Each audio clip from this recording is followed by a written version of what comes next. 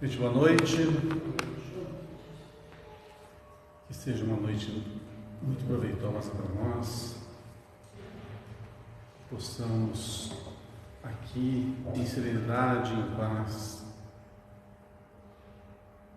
vivermos esses momentos voltados ao estudo da noite de hoje, com o pensamento ligado ao conteúdo que nós vamos abordar e também a paz que há de reinar em nosso coração e em nossa mente. Que seja mais um dia inspirador, que realmente a luz do alto, em forma de harmonia, de paz, de fraternidade, possa banhar-nos, para que assim, ao sair daqui, saiamos além de fortalecidos, renascidos em pensamento e em vontade. Que nossos irmãos espirituais protejam-nos, intuam-nos, guia-nos por essa senda, dirige a nossa conduta e que possamos passar um grande aprofundamento no conteúdo que vamos abordar. Que Deus nos inspire, nos abençoe, nos ilumine hoje e sempre. Que assim seja. Que assim seja. Muito bem, gente. Nós vamos então hoje dar início ao capítulo 171 do livro Caminho, Verdade e Vida, de Emmanuel, cujo título é Palavras de Mãe. Palavras de Mãe.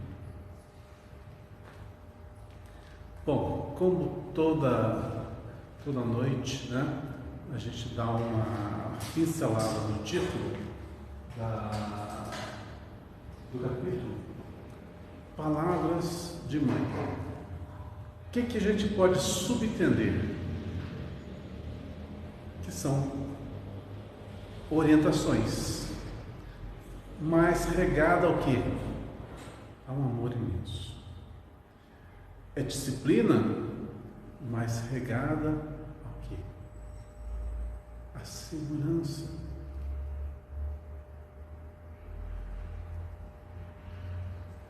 Ao bem-estar. Então, há uma certa doçura das palavras, mas regada ao quê? A um pulso firme também.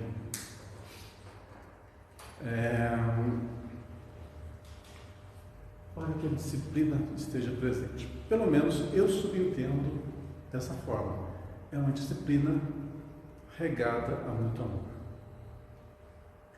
Vamos ver então o texto do Evangelho que está em João capítulo 2, versículo 5.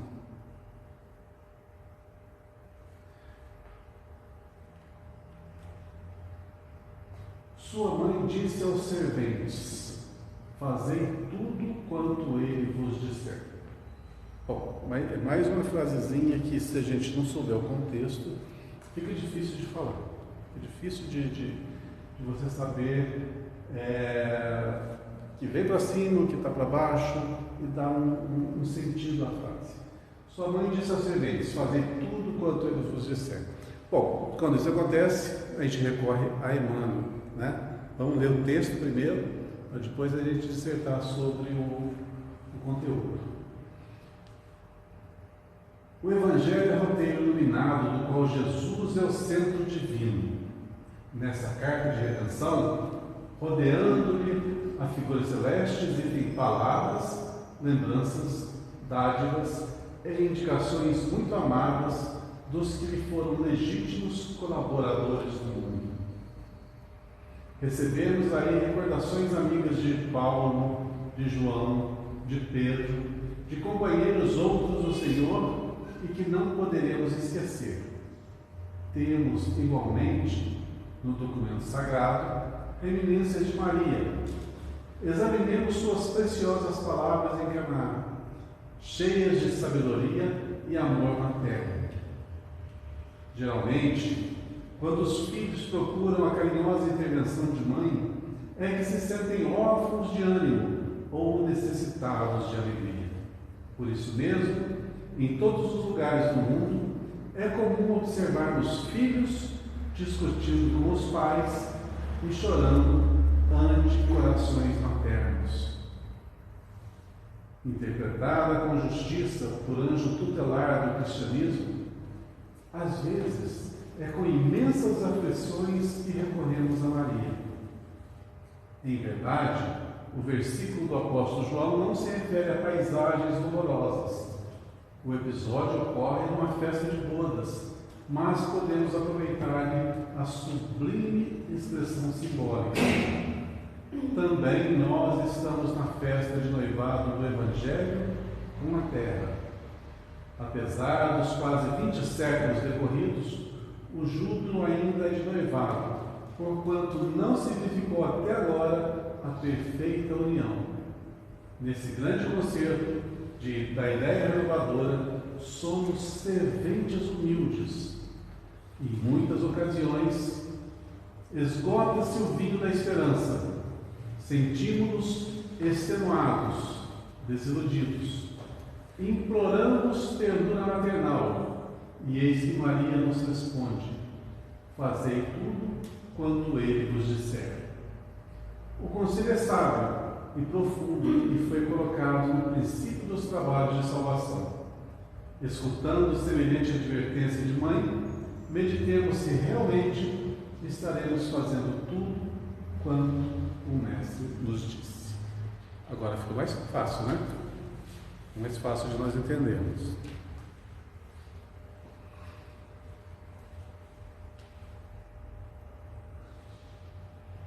Bom, para a gente dar uma pincelada boa nesse texto, vamos divagar um pouco sobre a nossa natureza, a natureza humana. Nós somos disciplinados? Não. Só um pouquinho. A gente aprendeu alguma coisa. Tá. Nós somos pessoas gentis com todo mundo. Nós somos gentis com todo mundo.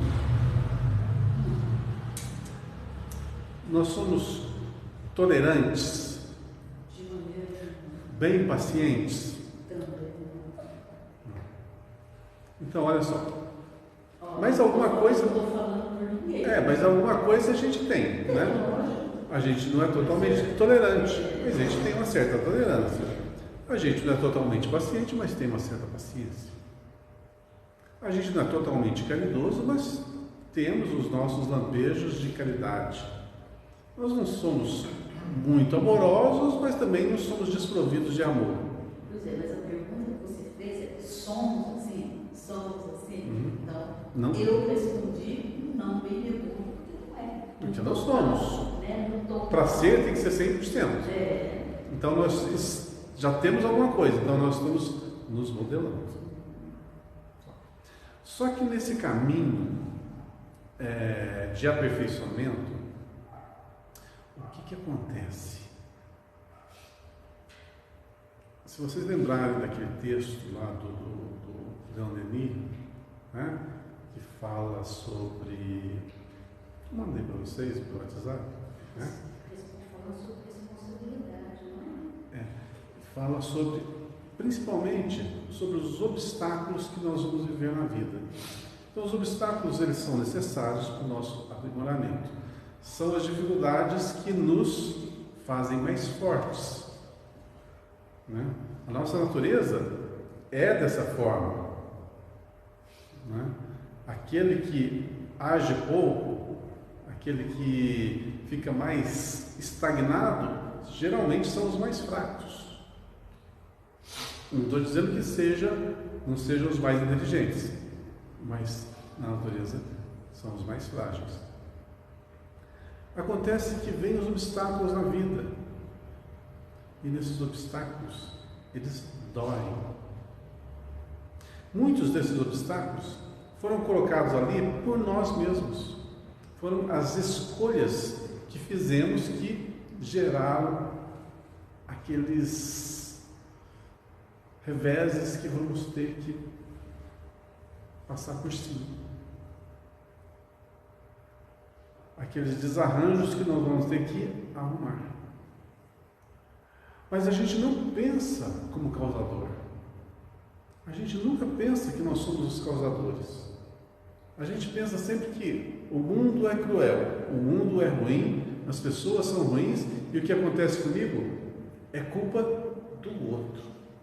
A gente sempre pensa assim. E muitas vezes, com razão, pensamos assim, porque na nossa existência a gente não fez nada que pudesse motivar aquele caos que a gente está vivenciando. Mas a gente sabe que se a origem não foi nesta vida, pode ter sido em outras vidas. Estamos a vivenciar a colheita, né, daquilo que semeamos lá no passado. Então, cabe a nós aguentar, retificar e tocar o barco. Vamos em frente. Afinal, como foi orientado ao Chico, né, tudo passa. Então, isso serve para nós também. Tudo vai passar. Mas nós somos humanos. Nós somos frágeis. E muitas vezes, o que acontece? Nós esmorecemos. Nós nos tornamos frágeis física e emocionalmente. E aí, aonde que nós conseguimos o arrimo, o apoio, a misericórdia que tanto precisamos?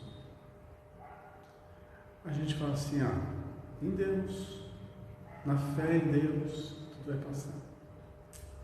Tudo bem, não está errado.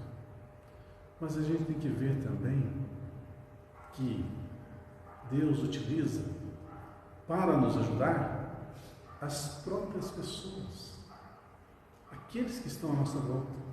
Ele não vem e intervém diretamente. Não é isso que ele faz.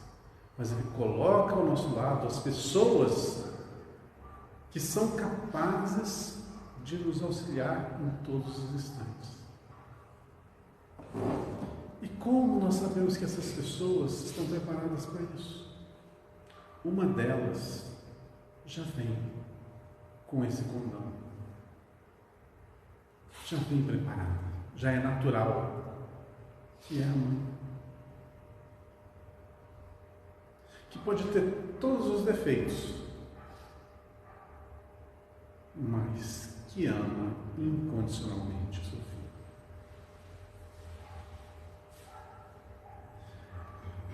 Que pode passar por todas as dificuldades, mas que vai estar sempre ali, com a solução para poder aconselhar, orientar o seu filho. No caso aqui,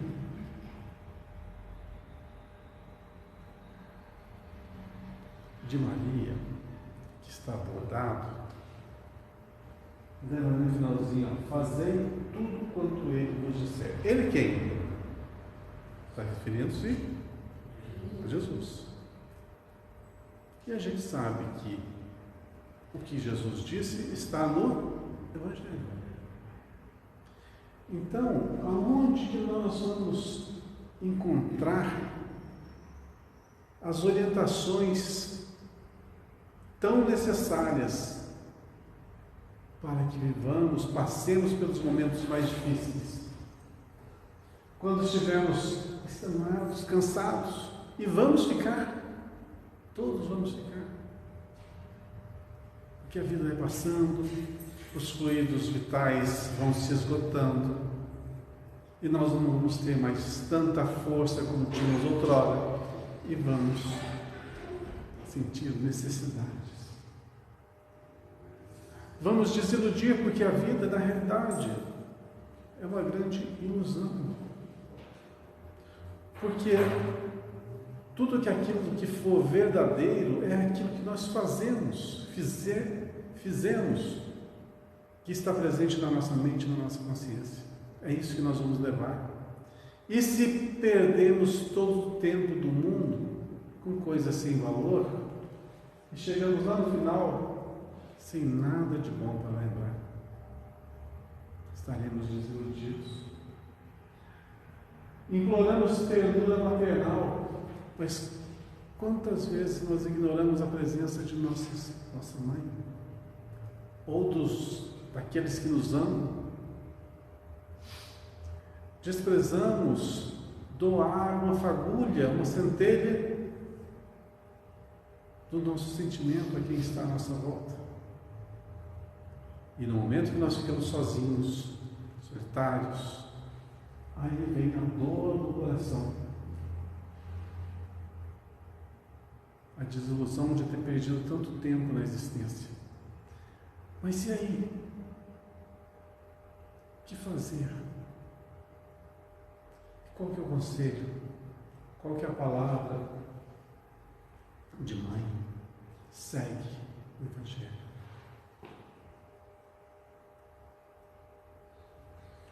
Além de ler e estudar, além de você estar ali em contato com as histórias vividas pelos grandes mártires do cristianismo, as lições de amor, de resignação, de paciência, de tolerância, de perdão, isso tudo é inspirador. Mas o maior consolo que eu acho que o Evangelho nos dá é de que somos imortais. Isso quer dizer que a gente não vai deixar de viver um segundo sequer. Nem quando o nosso coração parar de bater. Nem quando o nosso espírito abandonar esse vaso físico.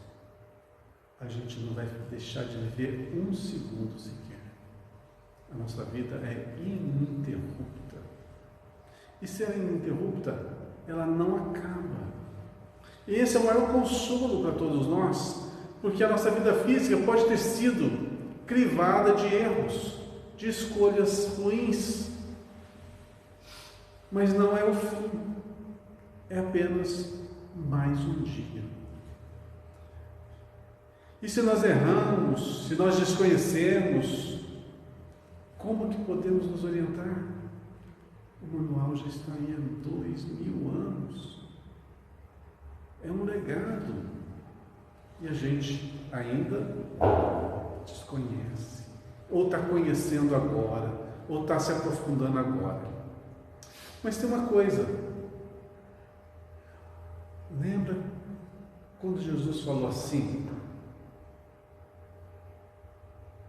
agradeço ao Pai por ter escondido dos sábios e revelado aos pequeninos. Lembra dessa frase? O que ela quer dizer? O que aquela frase quer dizer? Que os mais inteligentes não vão entender o Evangelho? Os mais humildes vão compreendê-lo. Os mais orgulhosos, arrogantes, não vão conseguir. É essa a comparação. Então, quanto mais humildes nós nos tornarmos, quanto mais resignados, mais fácil é compreender o Evangelho.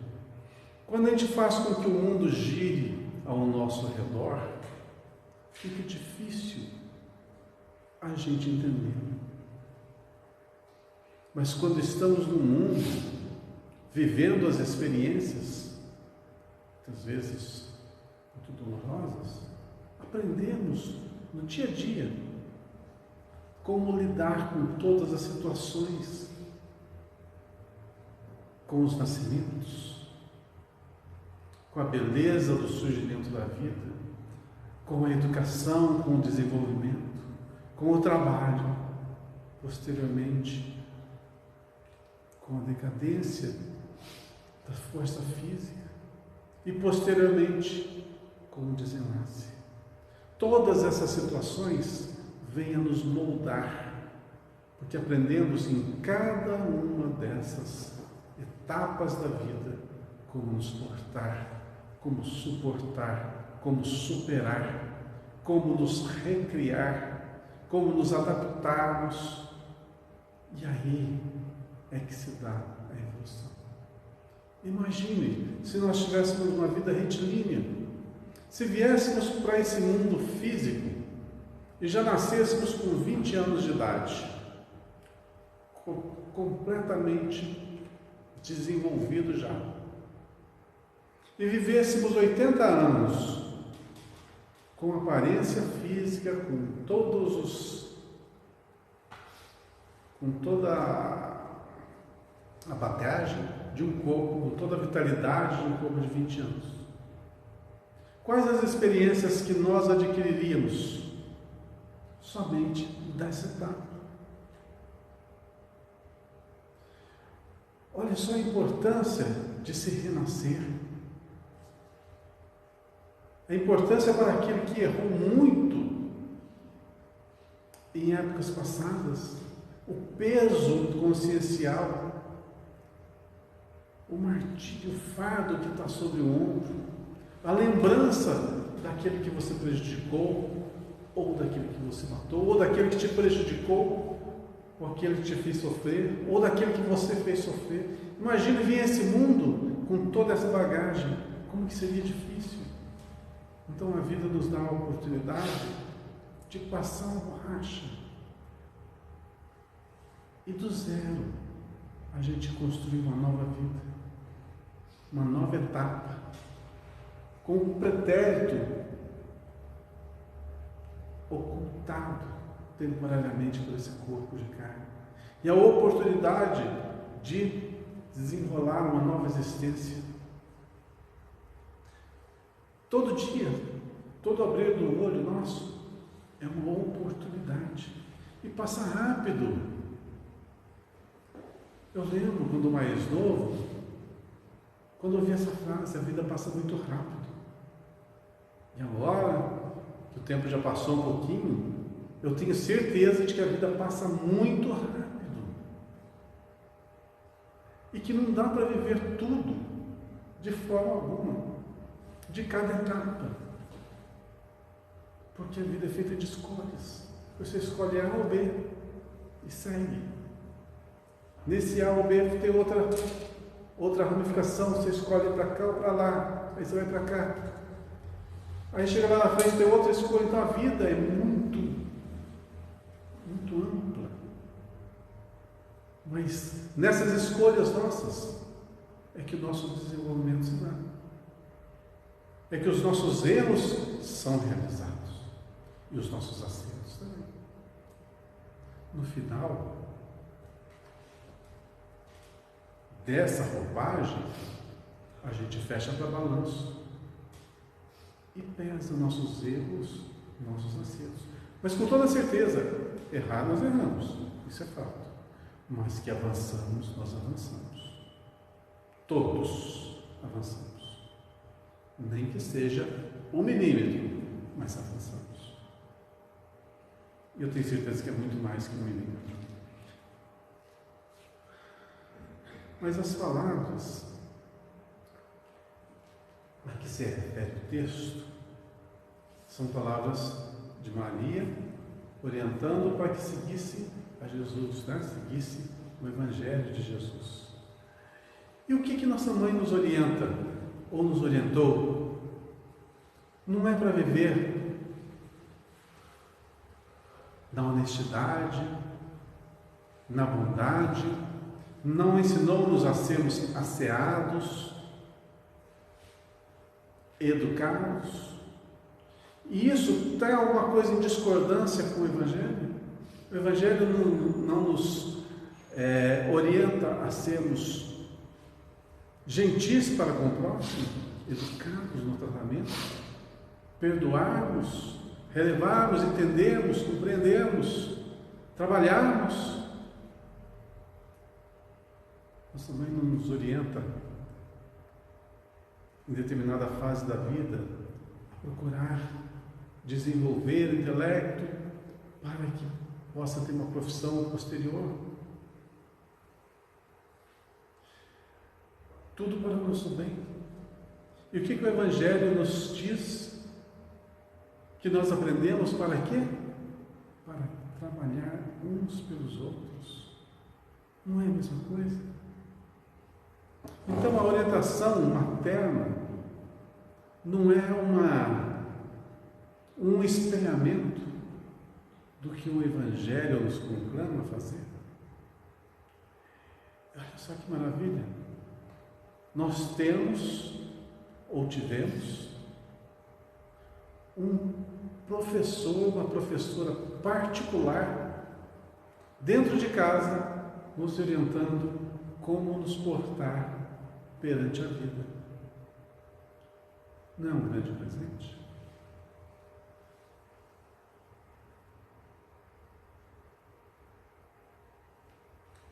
Não é uma grande oportunidade? É uma grande oportunidade.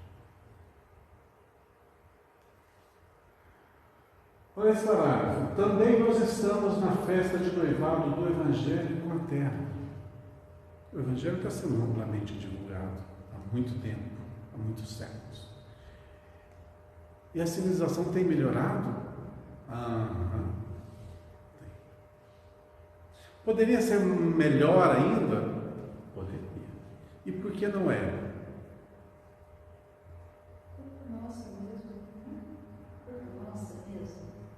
Pela nossa morosidade. A gente ainda está meio assim.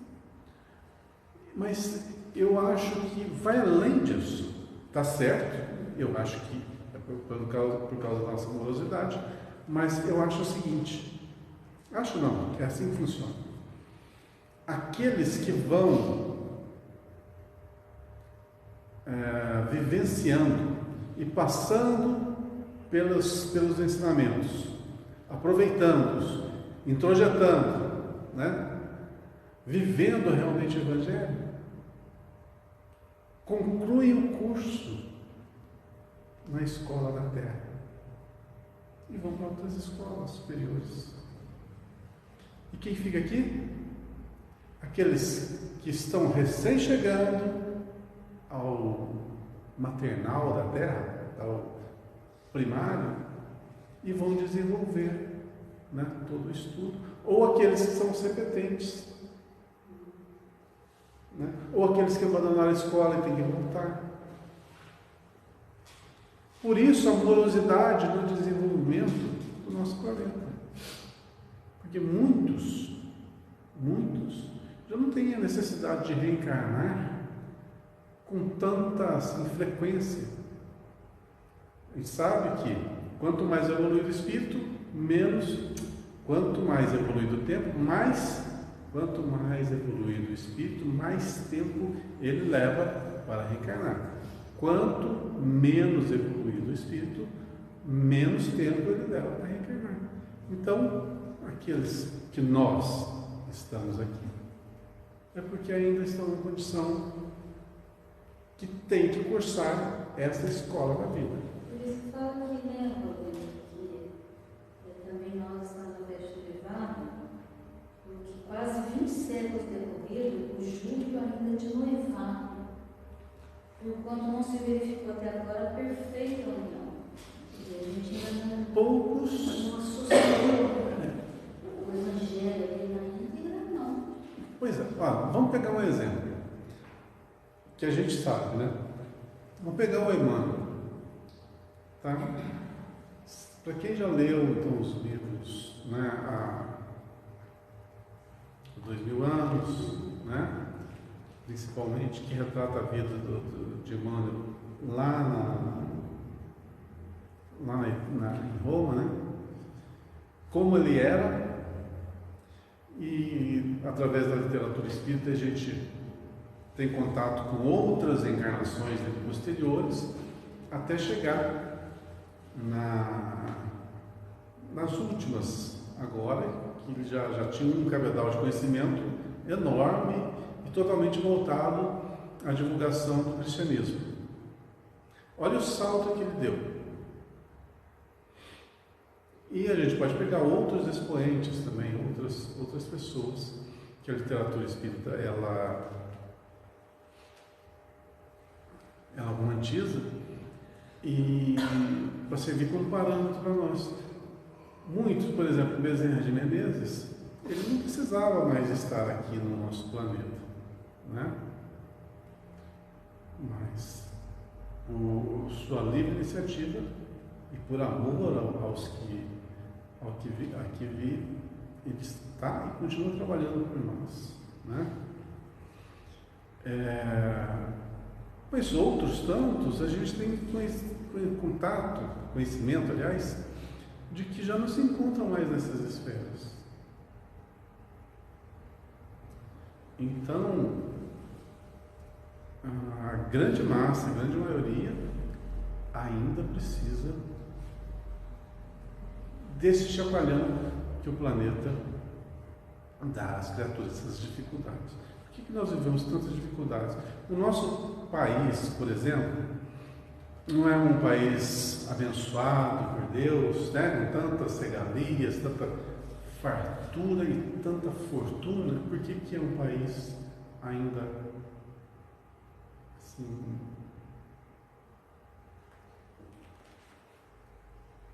mais ou menos economicamente? Porque o Brasil, a função do nosso país não é ser uma potência econômica, mas ser um verdadeiro hospital. Um verdadeiro hospital. E no hospital tem mais paciente do que médico.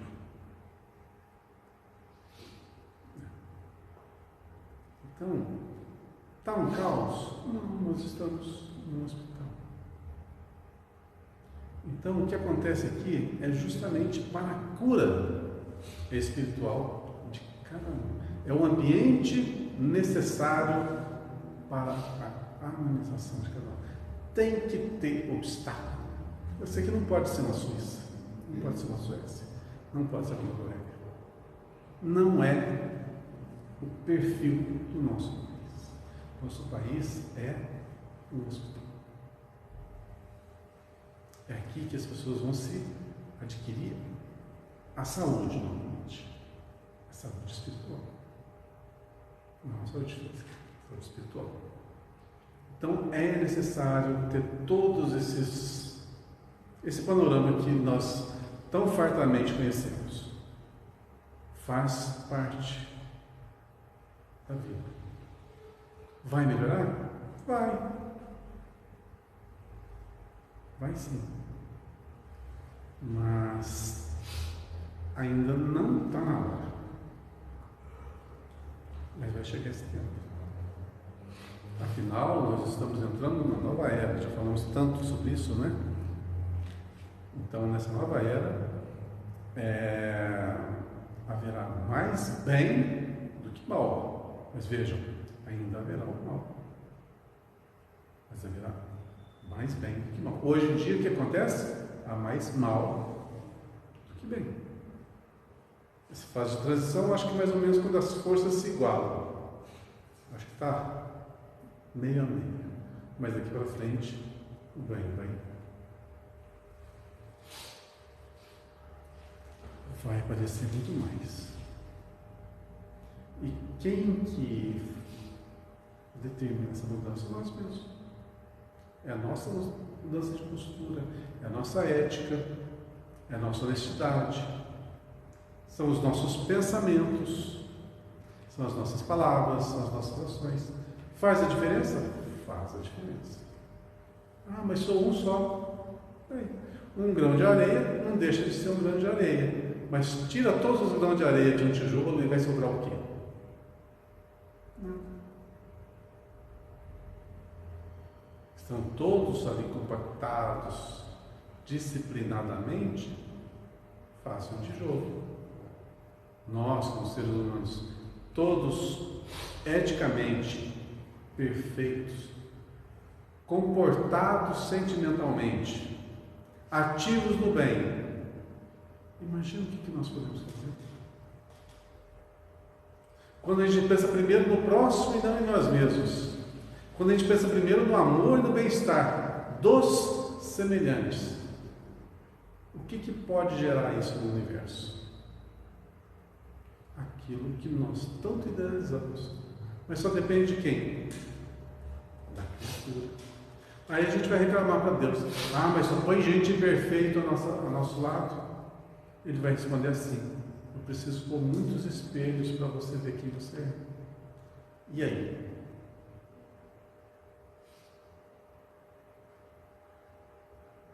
A gente tem que baixar um pouco a nossa bola, ser um pouquinho mais humilde. Opa, se está ruim lá fora, é porque aqui dentro precisa corrigir alguma coisa. Porque eu não sou um anjo de luz que vê a terra para iluminar a vida dos outros, não.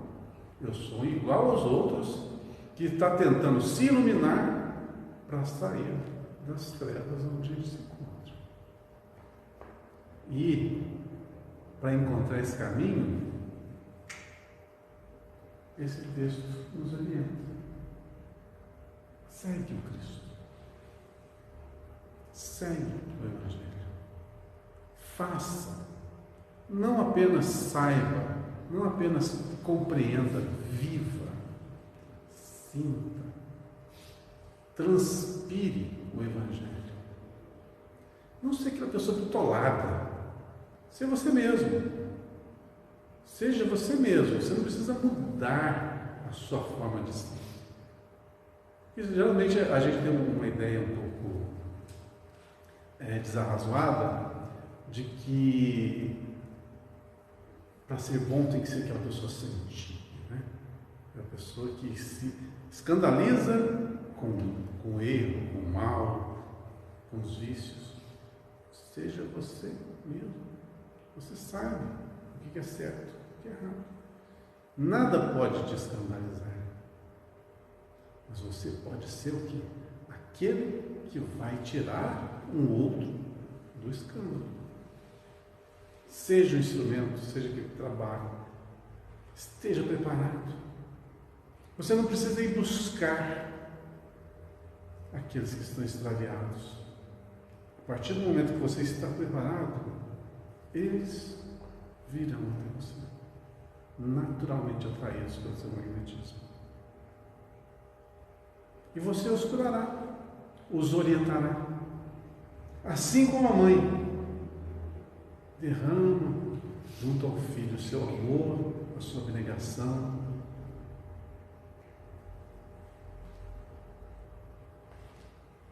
sua paciência, nós também vamos verter sobre o outro indivíduo, nosso semelhante,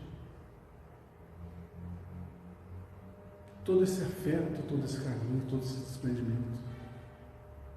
Mas depende de nós mudar. Esse é o nosso destino. A gente pode fazer 1000 escolhas, pode fazer qualquer escolha, mas todas elas vão levar a gente para o mesmo lugar.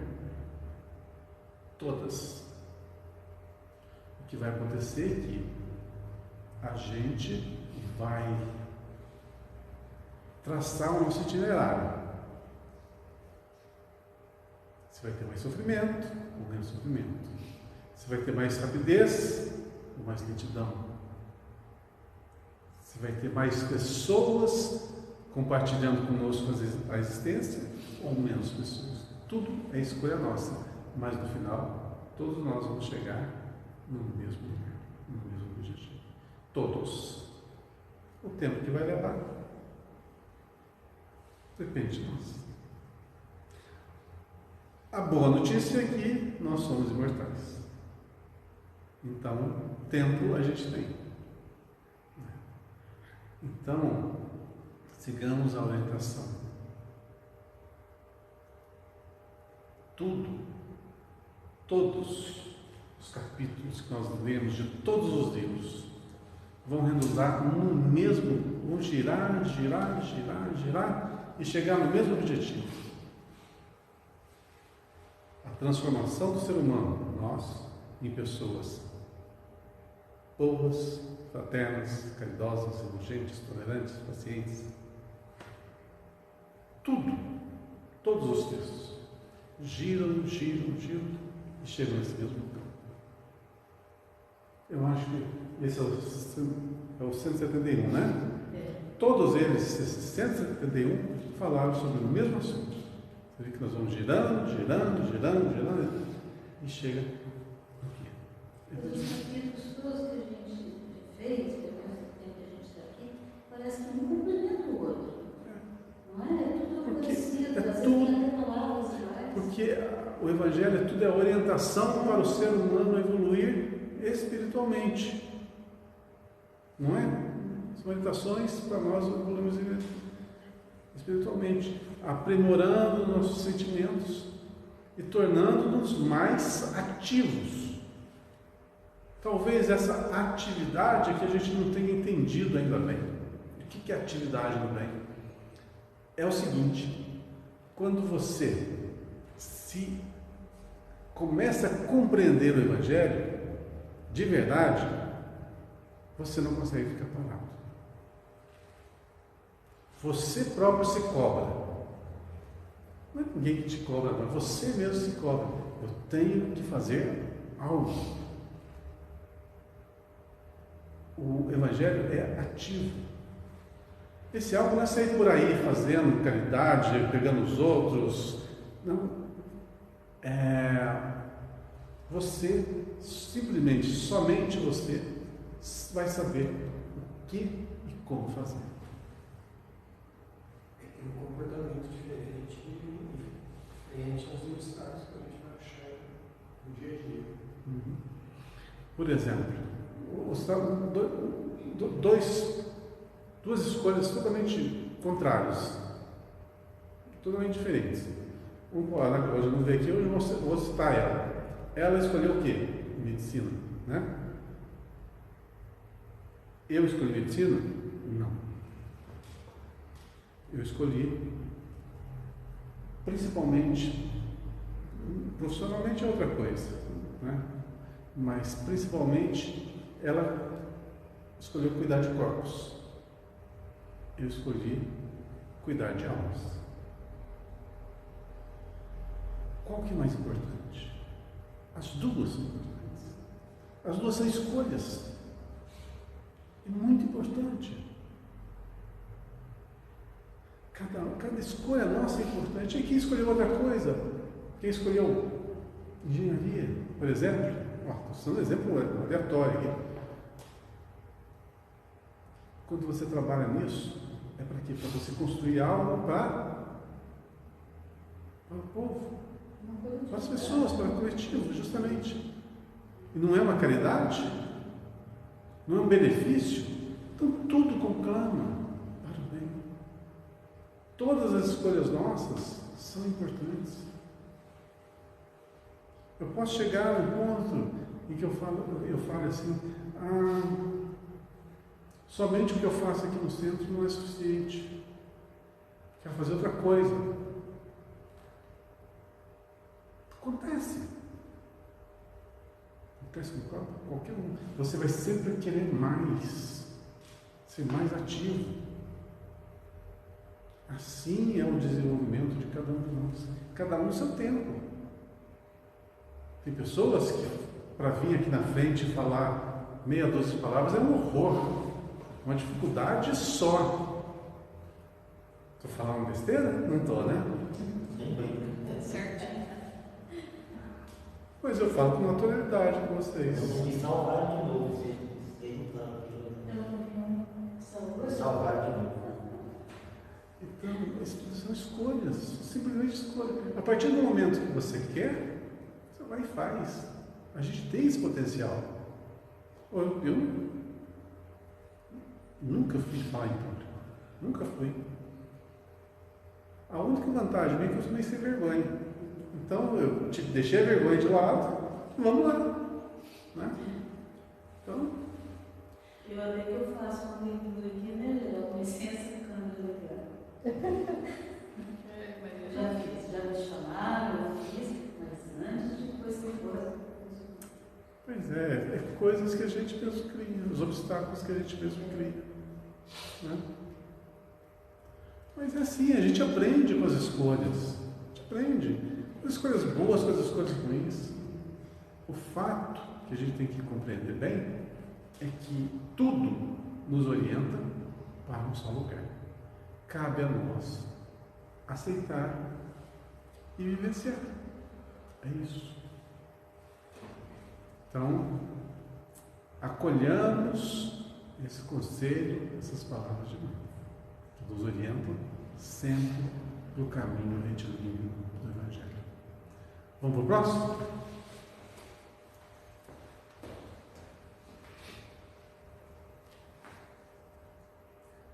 Opa.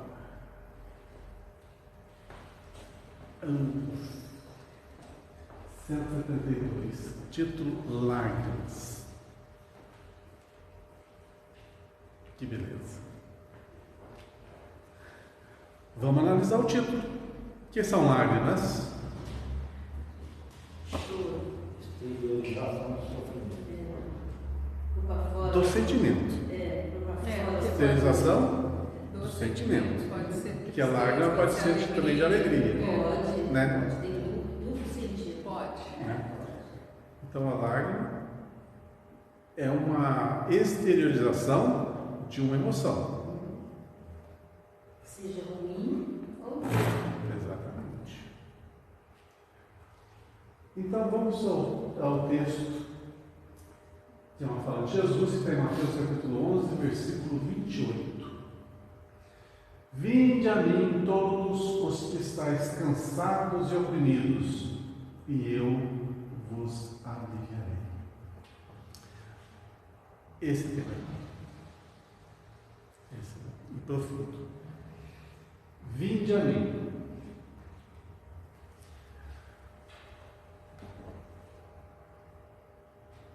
Como que se vai, Jesus? Onde que ele fica? Nas igrejas? Não. A casa dele são as igrejas? São os locais, logicamente, onde se fala, né, dele. Mas esse vinde a mim não é nesse sentido. Como a gente sempre falou aqui. Não vamos para a pessoa física. Vamos para a essência. Quando se pensa em Jesus, quando é pedido, mentaliza Jesus. O que vocês mentalizam?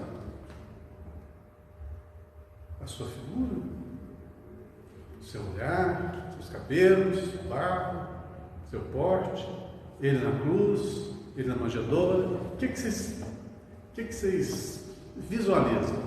Eu visualizo o Evangelho, pregando o Evangelho, ensinando caridade, bondade, espalhando tolerância, paciência. Tá, o que mais? Eu vou falar uma coisa que uma vez no grupo de estudo, secretários falaram assim, que quando a gente pensa em Jesus, a gente vê a figura. Aquela figura, né? O cabelo partido no meio.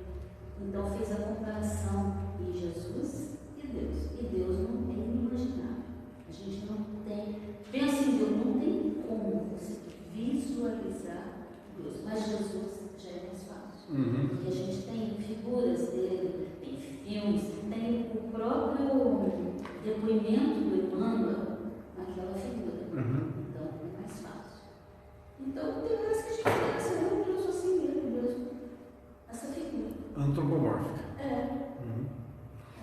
Mas no sentido da frase, vinde a mim, não é de eles. Não é cair a ele fisicamente. É segui-lo. Vinde a mim, todos os que estáis cansados e oprimidos. Quem está cansado? É quem perambulou muito tempo pelo caminho que não chegou a lugar nenhum. Se cansa. Aquele que vai pelo caminho do vício pode dar prazer no começo, pode ser embriagante no início, depois vira rotina, aquilo não te satisfaz mais e no fim é desilusão, cansaço, extenuado, gastou todas as energias em algo que não levou a nada. E aí tem que fazer um caminho reverso. Olha só, você tem que voltar e recomeçar. Mas se você está extenuado, como que você vai voltar? Você não tem mais força, você está desiludido, você não tem prazer para mais nada. Como que você vai voltar? Vinde a mim, todos os que estáis cansados e oprimidos. Quem que está oprimido? São aqueles que erraram e estão vivendo agora a consequência dos seus erros. Muitas vezes pagando na própria pele aquilo que infligiu aos outros. Estão sendo oprimidos.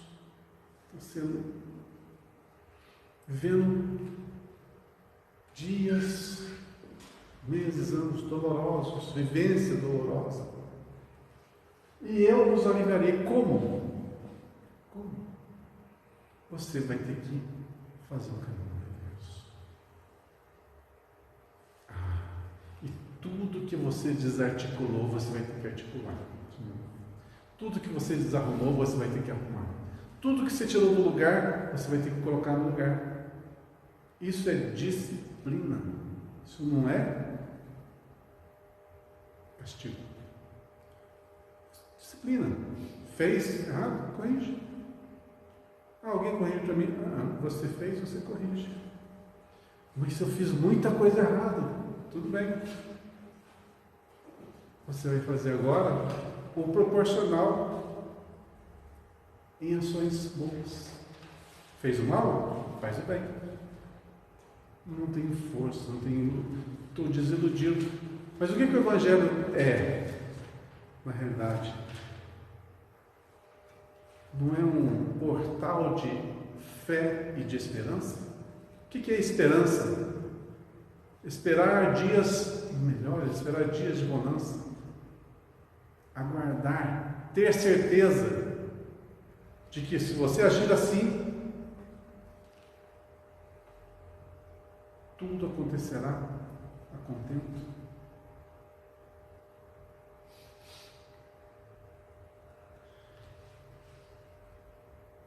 Mas Jesus dá isso, o Evangelho nos dá essa esperança. Ou seja, o Evangelho nada mais é do que as orientações dele. Então, se ele orientou-nos de que estaria conosco em todo o tempo, em todas as dificuldades, não vai nos abandonar. Mas só que as consequências da nossa vida são inevitáveis. As consequências das nossas escolhas são inevitáveis. Então, vamos seguir sempre em frente. Vamos seguir. Porque lágrimas nós vamos verter. Isso é fato. Vamos verter lágrimas. Mas se a gente pudesse escolher, que tipo de lágrima que nós vamos verter? De alegria ou de tristeza? Qual que a gente escolheria? De alegria. É óbvio. E o que nos traz alegria hoje em dia? Nós aqui, na condição humana que nós estamos. O que nos traria hoje alegria? a condição espiritualizada que nós estamos hoje aqui, encarnados, já um pouquinho, né, conscientes. O que nos traria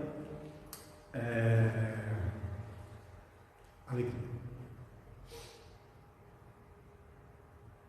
O que faz as suas lágrimas verterem por alegria hoje?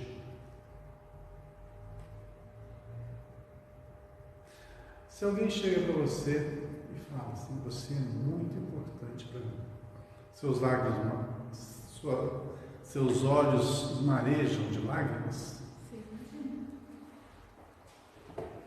Então, o reconhecimento do outro para conosco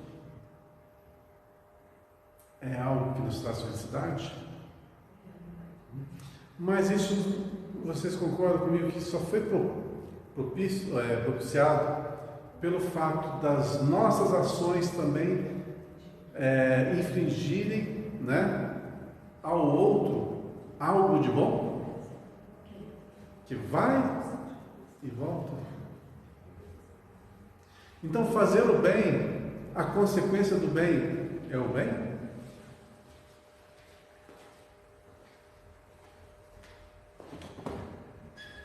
E quando, por exemplo, nós somos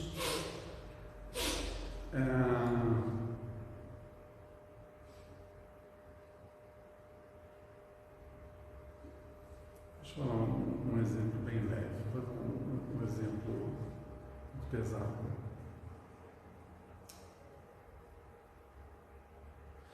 Quando nós adoecemos, por exemplo, tivemos uma doença ruim, mas curável, tá? Uma doença ruim, mas curável, mas que muito nos preocupou, nos fez sofrer.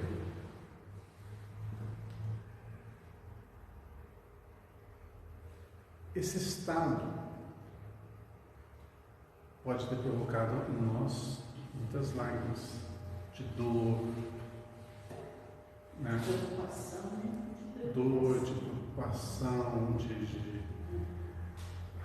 até a dor que a sua doença vai causar no outro, né? E vice-versa, né? A gente fica sabendo da enfermidade de outro, aquilo nos... Mas no caso, no exemplo aqui, né, de algo que nós fizemos, a gente sabe que toda doença, ela origina-se no espírito primeiro, né? E depois ela é absorvida e reflete no nosso corpo físico. É assim o processo. Então ela pode levar, às vezes, várias encarnações para se manifestar. O seu espírito pode estar enfermo há muitas encarnações, mas você não está preparado ainda para encarar aquela doença. Então vai te dando o quê? Umas moratórias, né? Até que você esteja preparado. Uma hora você vai ter que expurgá-la de um jeito ou de outro. Ou pelo bem, ou pela dor. Ou pelo amor, ou pela dor, né? Mas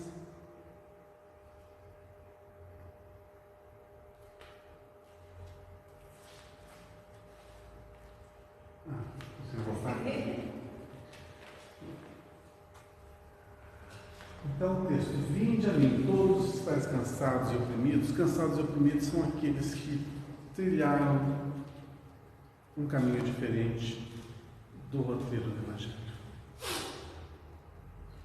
Mas Jesus sempre aliviará, ou seja, ninguém, nada está perdido, nada, absolutamente nada está perdido. E se você precisa de conforto, se você precisa de forças, você precisa de ombros, amigos, ali você vai encontrar. Ali você vai encontrar esperança. É só pegar um livro e ler? Não é isso. Não vamos levar o pé da letra. Não é pegar um livro e ler. Eu estou com um problema na minha vida, vou pegar o Evangelho, vou ler de cabo a rabo e todos os problemas vão desaparecer da minha vida. Não é isso. Ali você vai encontrar o quê? a força para superar os obstáculos. O entendimento para que você ponha no lugar aquilo que você tirou do lugar. Você vai pagar o mal que você fez no passado com o bem que você faz hoje. Mas tudo é ação. Evangelho é ação. E esse pagar também não é. Quitar. Quitar, a gente corrigir aquilo que foi feito errado. Uhum. Não é? Esse pagar entra. É tipo assim, eu te prejudiquei. A vida vai me dar condições de que eu venha ressarcir todos os débitos que eu infringi. Então, esse é o pagar, esse é o quitar. Né? Isso tanto emocionalmente, quanto economicamente, como profissionalmente, em qualquer sentido. Em qualquer sentido. Né? Bom, vamos ao texto de Evangelho. Ninguém como Cristo espalhou na terra tanta alegria e fortaleza de ânimo. Tanto é que, para quem que ele disse essas palavras? Como eu falei agora há pouco. Agradeço ao Pai por ter ocultado dos sábios e revelado aos pequeninos. Quem eram esses pequeninos? Os mais humildes. Bom, a gente sabe muito bem como é que era a sociedade na época, né? Era uma pequena fração riquíssima, poderosíssima, e a grande esmagadora maioria pobre.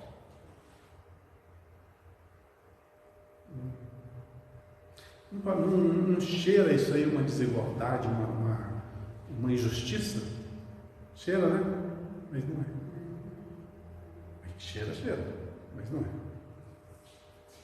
Tanta gente oprimida por um pedacinho, um pouquinho de gente só, o bem bom. Parece que os dias atuais também continuam assim, mais ou menos, né? É porque precisa ser assim. Lembra, Deus não erra. Se as coisas estão assim, é porque precisam ser assim. É para o nosso bem. Falar assim, está tudo ruim, é para o nosso bem. Parece uma coisa incoerente, né? Contraditório. Mas porque se tiver todo mundo assim, ninguém faz absolutamente nada. Você não trabalha, você não estuda, você não esforça, você não melhora. Você vai dar vazão às suas paixões, o que vai fazer com que você se endivide mais. E muitas vezes a falta, a precariedade evita que nós nos afundemos em erros e em vícios. Porque a gente tem que gastar nosso tempo, grande parte do nosso tempo, no suor do trabalho, para ter onde viver e o que comer. Mas isso disciplina o nosso espírito. Isso detona as nossas paixões e faz com que a gente dê valor àquele núcleo que nos rodeia, que são as pessoas mais importantes.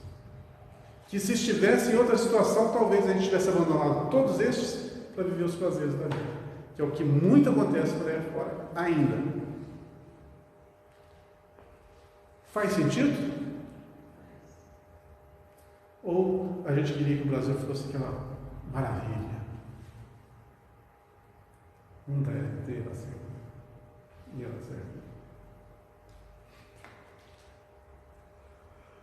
A menos que as pessoas estivessem espiritualizadas, emocionalmente equilibradas, intelectualmente bem trabalhadas.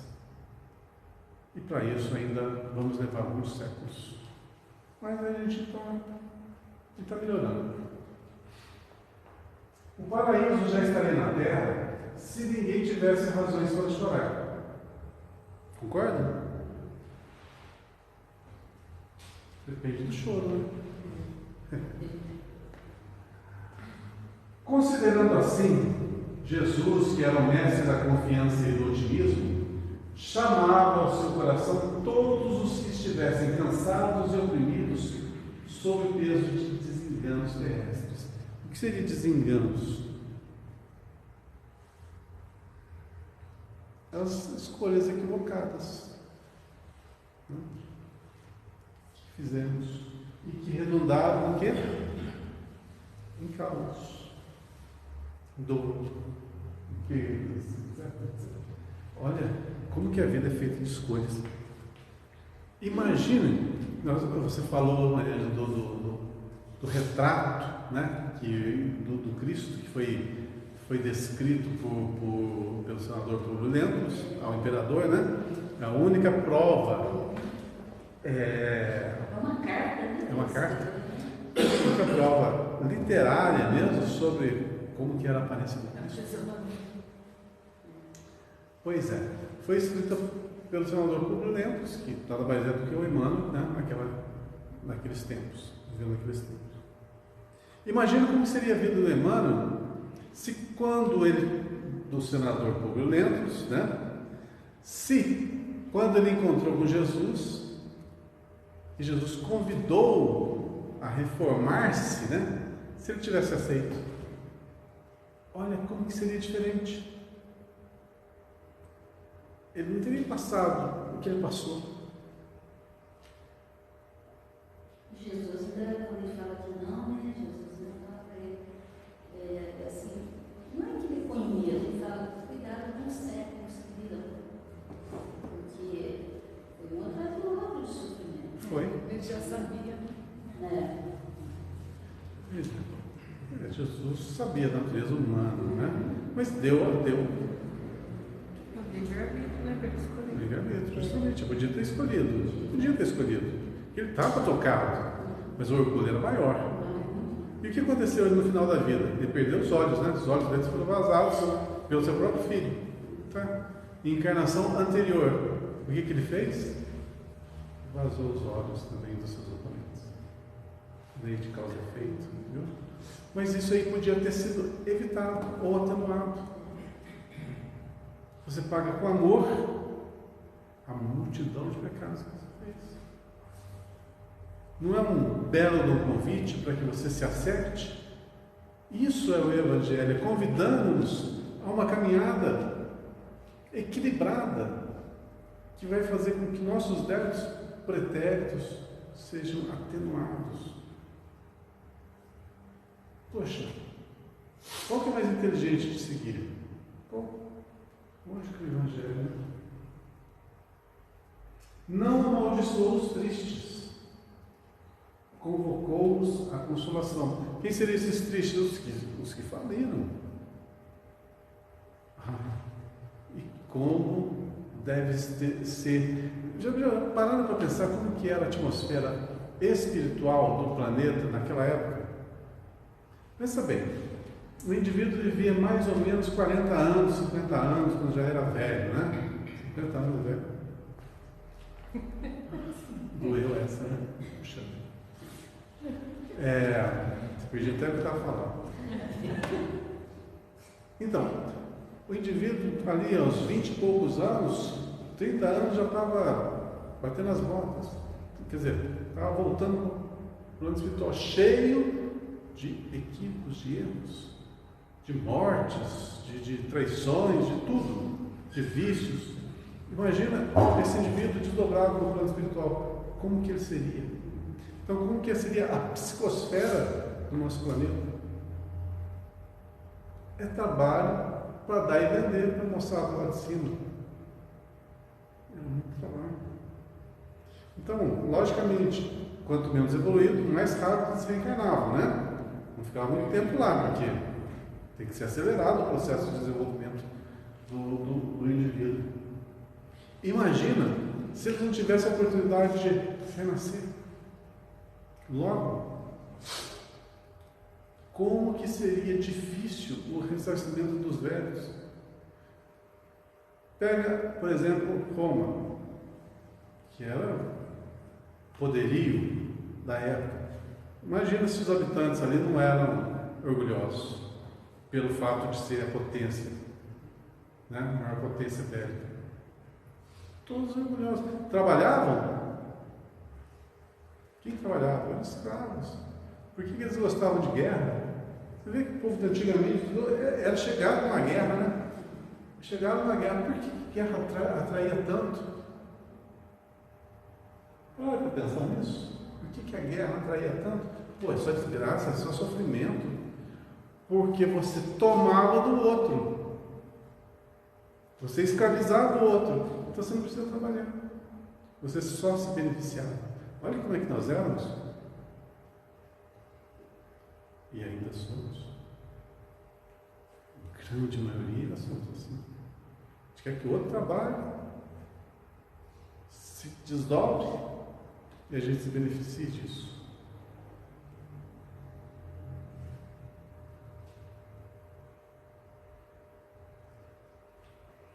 Pois é.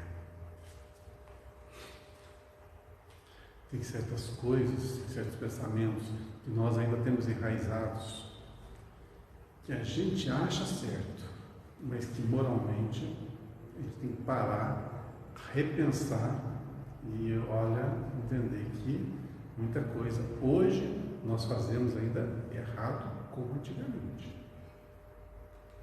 Mas isso vai, logicamente, da percepção individual de cada um. Eu jamais vou chegar e apontar o dedo ao que é certo e o que é errado. Porque, logicamente, eu também erro. Então, respeito, a gente se respeita sempre a decisão de todo mundo, mas não há que coadunar-se com o que é errado. Você pode conviver no meio ao erro dos outros, sem viver esses mesmos erros. Por exemplo, na sociedade de alguns 80, 90 anos atrás, era natural que um jovem, quando chegasse à idade adulta, aprendesse a fumar, né? E seria ali um atestado, ó, ele é homem, né? Virou homem. Começasse a fumar e iniciasse sua vida sexual. Isso era, porque na época era um padrão. Hoje a gente sabe que é bem por aí. Não é porque a grande massa faz o que faz que ela esteja correta. Então a gente tem que repensar muito, não deixar se levar pela massa, mas usar o intelecto, usar o que você aprendeu aqui no manual de instrução, porque é na prática, no dia a dia, nas dificuldades, nos obstáculos, nas turbulências, que a gente denota se realmente aprendeu o que está lendo, o que está estudando. Por isso, nosso planeta é de provas. Você aprende e aqui é a prova. Aprende e aqui é a prova. Não adianta você saber e entrar ali e fazer os mesmos erros. Ah, mas todo mundo faz. Todo mundo tira zero. Você vai tirar zero também? Ah, mas se eu agir diferente, eu vou ser chamado de o diferente, né? Ou Caxias, ou Santinho, ou você prioridade outra coisa. E tua consciência, como é que está? Está bem? Se ela estiver bem, não importa o que o outro fala. A gente não é Maria vai com as outras? A gente já é, ou pensa ser um aluno espiritual, então a gente tem que arcar com as nossas escolhas. Vamos lá. Muita gente acredita na lágrima sintoma de fraqueza espiritual. Chorar é coisa de homem, né? Já ouviu falar isso? Chorar não é coisa de homem. Muita gente acredita na lágrima sintoma de fraqueza espiritual. No entanto, Maria soluçou no Calvário. Lógico. Jesus chorou? Vocês já ouviram o apontamento de Jesus chorou? Ele chorou. Pois é. Uma coisa. É uma manifestação do sentimento.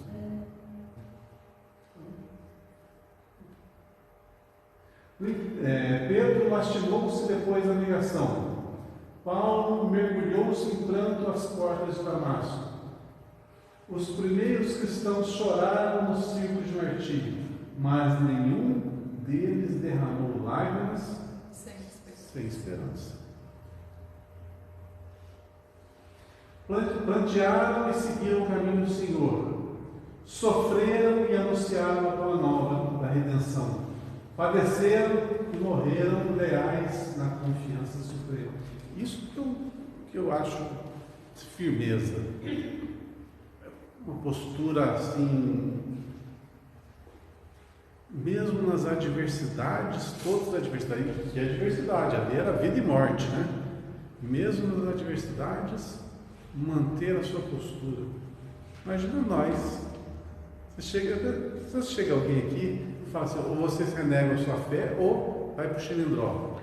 E amanhã tem enforcamento em praça pública. Vocês escolhem. Imagina, o que a gente faria? Onde que eu assino? O que tem que fazer? Lógico, vai preservar a sua vida. Lógico. E é errado isso? Não, a preservação da vida faz parte das leis. A vida, justamente, a vida é feita de escolhas. Como que chama? Lei de conservação. Imagina o que seria de nós se os apóstolos do Cristo não tivessem acovardado. Imagina o que seria de nós. Já pararam para pensar nisso? Se eles tivessem sido crucificados, todos eles junto com Jesus. Não tinha espalhado o evangelho. Não se tira do mal com o bem. Então, levar as coisas ao pé da letra, às vezes nos faz ter interpretações um pouco distorcidas. Tá? Ah, mas... Você fica pensando em negar sua fé. Eu posso falar uma coisa e estou sentindo outra. Essa é tão... É relativo. É muito... pensar o que é negar sua fé. Você falar em público não é aquilo. Eu não sei como que era essa conduta. Você tinha que... Lá atrás, de falar, gente, eu preservo minha vida, falo, mas eu estou sentindo, fazendo as coisas que eu, agora o homem, não anda no meu sentimento. Na época do Cristo, você tinha que ir lá fazer uma oferenda aos deuses pagãos. Então eles tinham que renegar e adorar os deuses lá na época. Era isso. Se você fizesse isso, você estava salvo. Ou então você morria melhorzinho. Um dos dois. Eu não entendo direito isso, como que era realmente isso. Não tem, falam de uma maneira muito ampla, né? Negar sua fé, coisa diferente. Quando os cristãos foram no circo, ali eles não tiveram nenhuma coisa de ou negar, falar, eu vou fazer diferente em Roma. Eu acho que eles foram presos e mortos na arena para dar exemplo, para colocar medo no pessoal. Independente se eles negassem ou não, justamente, dentro dos círculos aconteceu isso. Foi realmente para justificar o incêndio em Roma, né? Eles foram presos ali, acusados de serem os causadores. Então ali não tinha, é arena ou arena, né? Mas existiam alguns casos em que o indivíduo tinha a condição, não nesse caso aí, mas existiam outros casos que tinha condição. Você renega a tua fé e você não vai ser morto, não vai ser. É isso. Mas tem que ser bem forte para vocês terem uma postura dessa. Logicamente, esses serviram de exemplo, eram espíritos.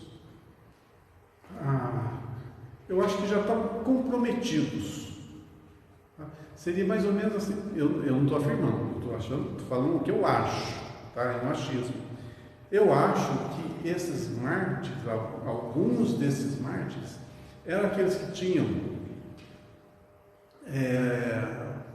alguns débitos nesse sentido, e se comprometeram com Cristo de reencarnar naquela época e darem o seu testemunho que redundaria na quitação, né, mais ou menos uma quitação, uma compensação dos débitos passados.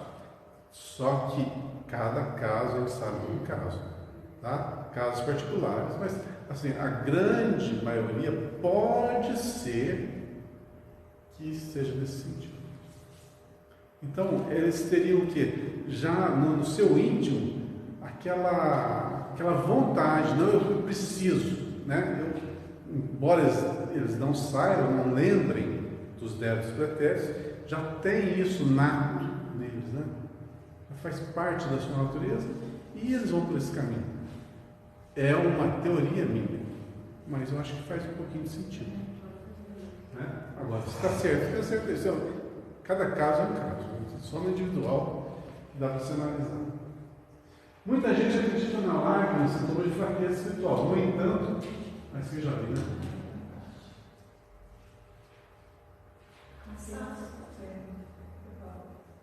Plantear e seguir o caminho do Senhor, sofrer e anunciar a boa nova da redenção, padecer e morrer ideais na corrida suprema. Falei aqui, né? O cansaço experimentado por amor ao Cristo converte-se em fortaleza. As cadeias levadas ao seu olhar magnânimo transformam-se em laços divinos de salvação. Deixa eu ler de novo que eu não peguei. O cansaço experimentado por amor ao Cristo converte-se em fortaleza. As cadeias levadas ao seu olhar magnânimo transformam-se em laços divinos de salvação.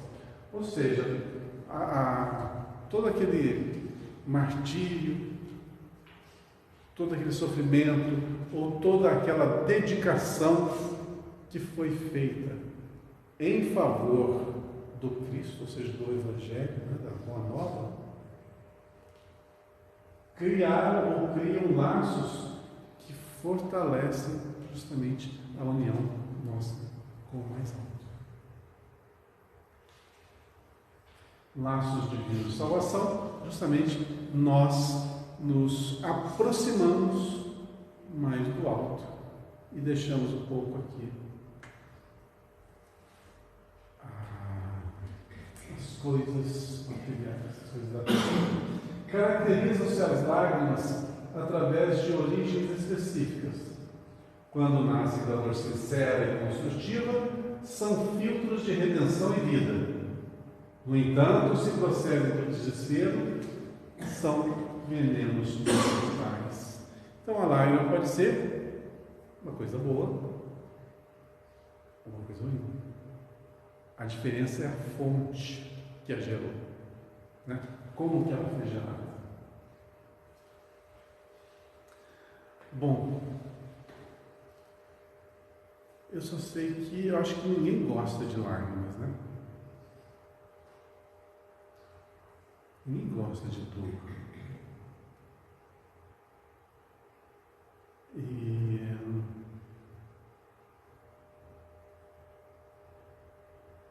eu acho que a gente se completa no sorriso e não nas lágrimas. Lógico que quando o nosso coração é tocado nas fibras mais íntimas, aquela coisa agradável, boa, a gente pode ser levado às lágrimas. É uma manifestação natural. Mas não é isso que eu estou me referindo. Eu estou referindo que quando nós vivemos plenamente, com vontade, querendo promover o nosso bem-estar, juntamente com o bem-estar do próximo, é natural que dessa convivência harmônica os sorrisos venham.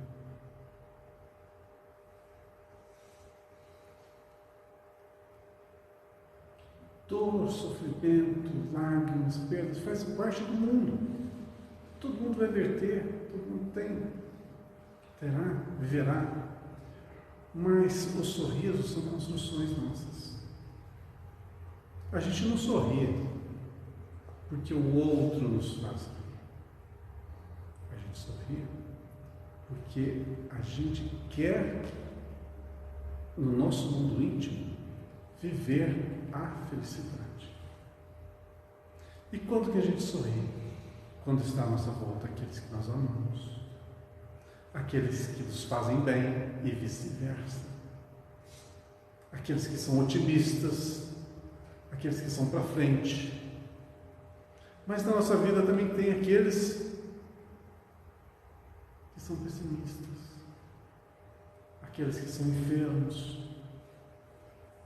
E sorrir junto a eles, às vezes pode nos ser assim um pouco desconcertante. Mas eu acho ainda que o sorriso, ele cura, ele contagia. Que o bom ânimo, o otimismo é contagiante. Afinal, nós somos força criadora, nós somos pensamento, fonte criadora. E a gente cria o que a gente quer. E se a gente quer sorrir, se a gente quer o bem-estar nosso e do próximo, a gente contagia, a gente transmite, a gente vivencia. No bate-papo, a gente vai sempre procurar as ideias melhores, mais motivadoras, mais alegres, mais contagiantes. A gente quer criar um clima de bem-estar, de harmonia, de felicidade. São escolhas nossas. Então, mesmo na adversidade, mesmo na dificuldade, mesmo na dor, sorrir para a vida ainda é uma escolha individual de cada um de nós. A gente só não sorri? Sim. Tem um texto que eu escrevi há muito tempo atrás que chamava-se Autopiedade, que falava do dó, né, que a gente tem de nós mesmos, do vitimismo que às vezes a gente se faz para que o outro realmente tenha pena de nós e nos beneficie com o seu dó. Com esse comportamento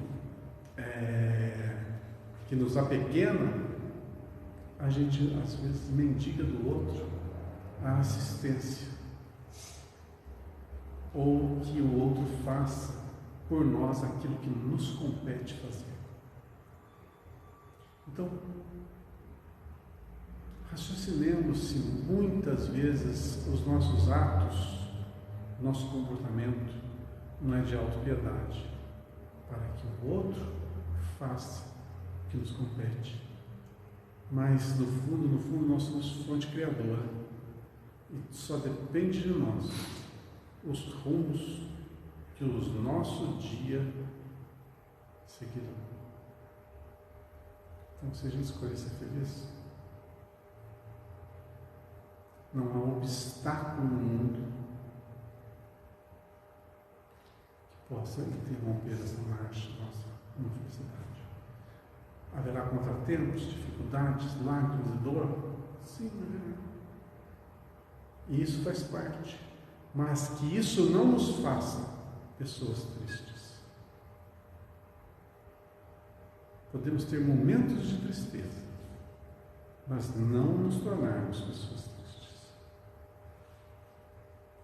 Que o nosso bom ânimo seja contagiante. Que a gente saia daqui hoje, todos, se não com um sorriso no rosto, com o coração alegre. E que essa alegria contagie no mundo lá fora. Que Deus nos inspire, nos abençoe, nos ilumine.